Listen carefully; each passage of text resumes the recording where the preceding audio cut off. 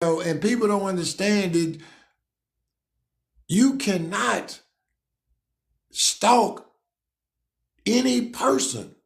And these people out here are literally stalking law enforcement, man. These folks popping up in their hotels and going in the lobby. Them folks say protest. That's not a protest, that's invasion, man. You know?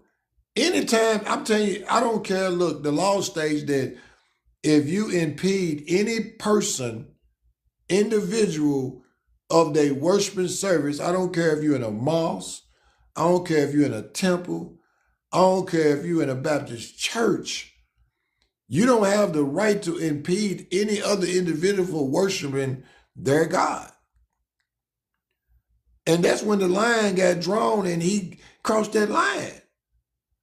Don Lemon crossed that line to try to go viral and try to be the super reporter.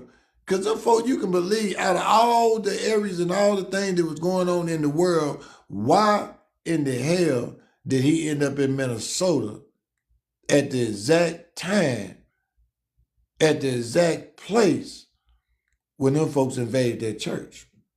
That's because he was in the loop.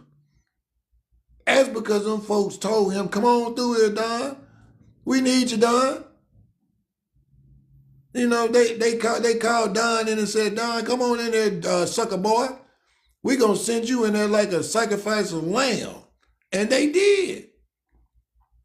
Man, them folks sent that fool up in there and he thought that he was gonna become, like they had him out there for the host of Grammys. The Grammys. What the fuck did Don Lemon did to be able to be a person that hosted Grammys, but what they was going to capitalize on was they were going to capitalize on his talking about folks in the, in the world.